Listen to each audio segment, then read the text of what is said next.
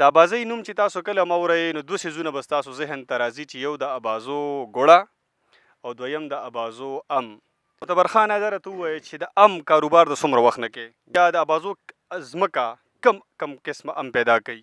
یاره جي د ابازو ځمکه باندې تقریبا د وخت کې ډېر قسمونه امونه دي خو دا 4-5 کوالټۍ چې کومه دي دا پکې لکه بهترین کوالټۍ دي. کمې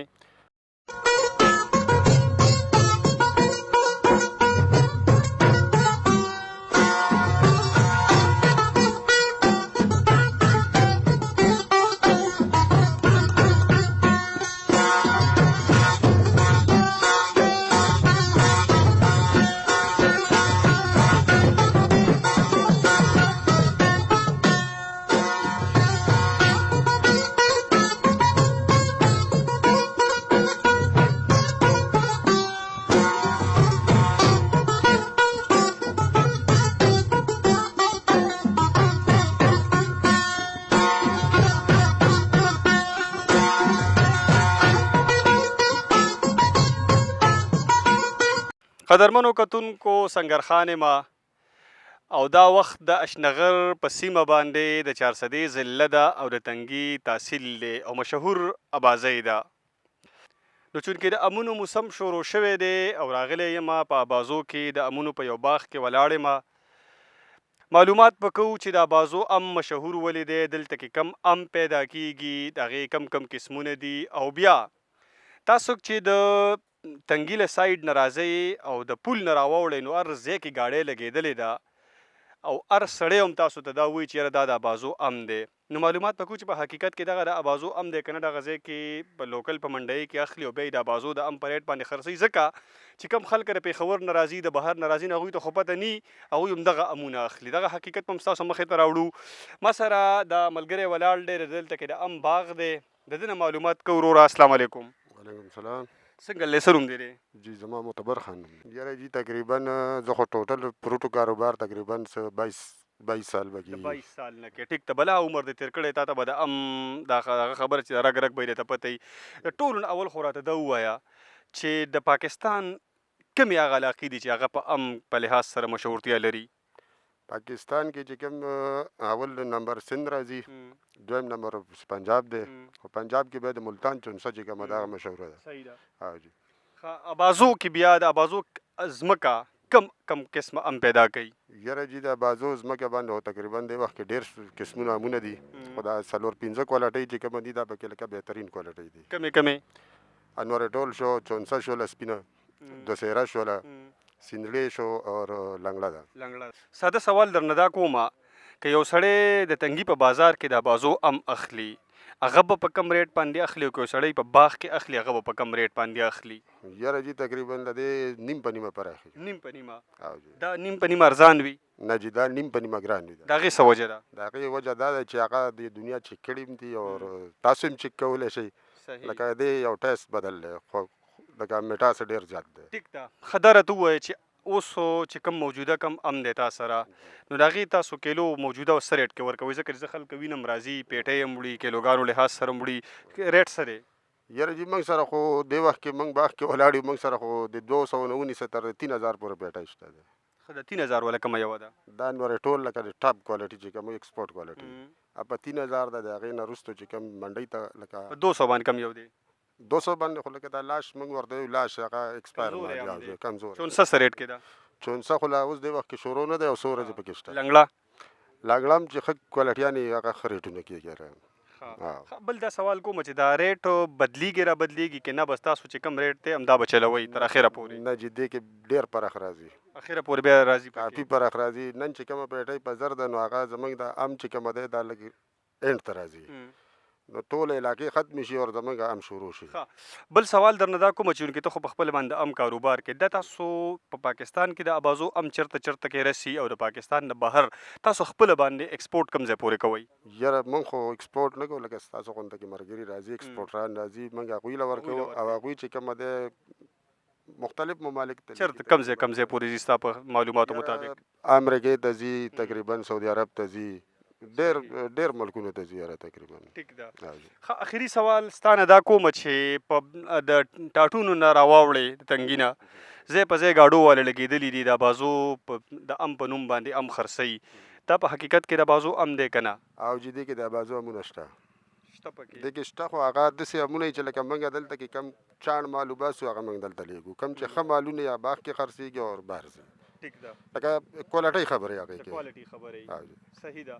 معتبر خانه د بازو د ام په لحاظ سره دې راسره دغه معلومات زموږ د کتونکو سره شریک کړل. خوشحاله دې غواړم آباد اوسې. وروره کوم ځای نه راغلی؟ اول خدای ته ووایه چې نوم دې څه دی او د کوم ځای نه د بازو ام د اخیستو لپاره راغلی؟ زما نوم رحیم داد دی او تعلق د باجوړ څه ساتمه، باجوړ اصیل ته راغوسه. هغه ځای نه راغلی یم موږ چې بچو دپاره به امونه ویشو. د بازو ډېر مشهور امونه دي جي. ټیک ده، نام دې واخیستو؟ بس امونه مو واخیسته، پیټۍ مو واخیستې. کومه پیټۍ ده؟ کم ام دې واخیست؟ یاره جي بس دا نور ټوله چې کومه دا ډېر قیمتي ام دی. ګران به دې م اخیستی؟ بس دغه تقریبا موږ ګزاره موږ څه وکړه، تقریبا 22-2300 کې پیټۍ موږ له راکړه. 2200 کې درکړله. او جي ټیک ده، صحیح ده. کاکا السلام علیکم. وعلیکم سلام جی. څنګه لرې چې کوم ځای اوسېدونکی؟ دا بازو جی. دا بازو اوسېدونکی. ښه درته ووایه د ام کاروبار د څونه وخت نه کوې؟ مزدوري په ام په باغ کې کاروبار تقریبا 30 سال به م د کېږي. 30 سال نه کې. ښه ستا ته خو ډېره زیاته تجربه ده. ښه درته ووایه چې څنګه دا بازو د ام په حوالې سره به څه پیغام ورکړې؟ دا بازو خو جی ډېر خام دی او د دې ځای د ځمکو په وجه د دې کوالټي ښه ده. او جی ښه دا درته ووایه چې دا بازو ام نی نو بیا څه مزدوري کې؟ دا بازو امنی نه بیا جی بس تنګي کې کار کوو، څه کار کې؟ مصري توپ کوو، مصریتوب کې؟ څه مصري؟ د جنریټرونو مصري توپ کوو. نه نو هغې کې پیسې ډېرې نه؟ نه نو بس هغه ډېر ورځو کې لږ کم وي که نه. ښه دې ورځو کې کم وي. ښه ته خو ډېر هوښیار سړی. ټیک ده، ټیک ده، خوشحاله اوسې. ګلابه څه نوم دی دی؟ محمد عزیر. عزیره د کوم ځای اوسېدونکی؟ د دې بازو یم جی. دا بازو یو عزیره ماشوم هلک کې عمر دې سبق ته راغلی په باغ کې مزدوري کې، نو څه ډېره مجبوري دې ده؟ یاره مجبوري داسې ده چې تعلیم به وکړې خو ضایع ځي. ضایع ځکه ځي چې څومره تعلیم دې کړی؟ 10 جی. 10 دې کړی؟ 10 خو ډېر لږ تعلیم دی که نه بچیه؟ 10 خو لږ دی جی، خو نوکرۍ پې ورکوي او نوکرۍ هم نن سبا په شپاړس میلاویږي. ټیک ده، نو بیا شوق دې څه سره دی؟ شوق مې کرکټ سره دی. کوم قسمه کرکټ سره؟ بس بالینګ کوم جی. بالینګ کې؟ ټینس کې که هارډ بال کې؟ هارډ بال او ټینس دواړه دي. هارډ بال هم کې؟ او جی. نو کم قسمه ګیم دې لوبولی دی؟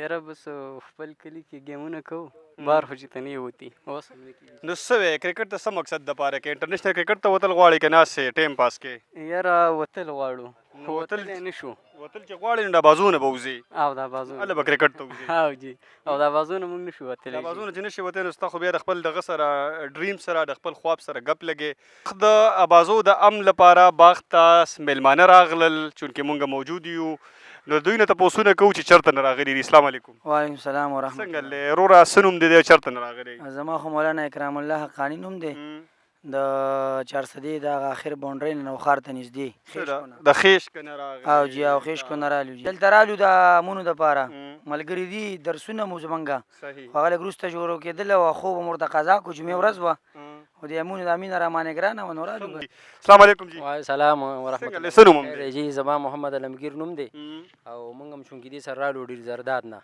او دا نوم هم ډېر مخکې نه اورېدلی خو لا راغلی نه و. نو موږ اراده زیارت په لومبي ځل وشو او نو موږ اراده وکړه، موږ ویل چې یاره لاړ شو په دې خپل ژوند کې باغونو سیله مو کړو، امونه به مو خورو، چکر به مو مرګو انشاءالله. ژوند کې دغه شانته کې چکر یې کله ناکله وهل پکار وي، انسان فرش شي ورسره. ام دې وخوړو، ما ستا لاس کې ام لیدو ډېر په مینه پې لګیا وې، څه به راته ویل غواړې؟ یاره ډېر ماشاءالله د باغ ام کار څنګه دی خو خوږ دی او ماشاءالله موږ له خو ډېر خوند راکړو. انشاءالله اوس به کاکا سره خبره کوو نو چې نور مخکې مزید څه. مفتي صاحب څه نوم هم دی؟ مولانا خان بادشاه نوم مې دی او چارسدې ډېر زرداد نه راغلي وو او دا مولیان صاحبان دي، مولانا اکرام الله صاحب دی، مولانا علمگیر صاحب دی، زموږ مولانا خان افضل صاحب چې د ختم نبوت امیر هم دی، ډېر بیا خدمت کوي او بس د دې د ارزو وه چې یاره موږ بازو ته ځو او د امونو دې باغ ته ځو نو بس دې ګاډي کې مې راوسي، زه خو دې خادم خدمت کوم. نو واقعي چې کم دغه باندې راغلي وو نو هغه دغه شته دی دلته کې ماشاءالله خوږوالی بالکل شته دی. څنګه لجی د ختم نبوت امیر صاحبو نامه خو دوی واخیسته، مولانا خان افضل صاحبو څه به دا بازو د ام په حوالې سره ویل غواړئ؟ ماشاءالله ډېر ښایسته مې دی او دا مې خوږ دی کېدای شي دا خلک هم ماشاءالله زه یم چې دا به هم خواږی که نه او دوی مونږ ته دلته ځای هم راکړو انشاءالله او د ناستې ولاړې انشاءالله الله دې ډېر خوشحاله کړي او دا کار دې الله کامیاب کړي. ګرانه څه به وی دا بازو د باغ په ام کې مزدوري کې څه به ویل غواړئ؟ بس والله جي صاحب دا بازو هم ډېر خام دی او ډېر تولام دی په دې کې ډېرې کوالټۍ دي ډېر امونه دي پکې تقریبا یو هم پکې داسې دی چې 2-3 کیلو ته هم پکې یو دانه ورسي یوه دانه یوه دانه پکې نه هغه پنجابی خو نه دی ګوره خوږ نه هسې غټ یو نه نو بس حاجي صاحب بس د بازو پام کې خوږوالی دی ښه او حاجي صاحب ټیک ده د خوږوالي په شا باندې څه وجه ده ځمکه کې څه چل دی اوبو کې څه چل دی څه وجه ده حاجي صاحب بس د دې زیاته ځمکه خوږه ده ډېره زیاته دا په دې ځمکه کې چل دی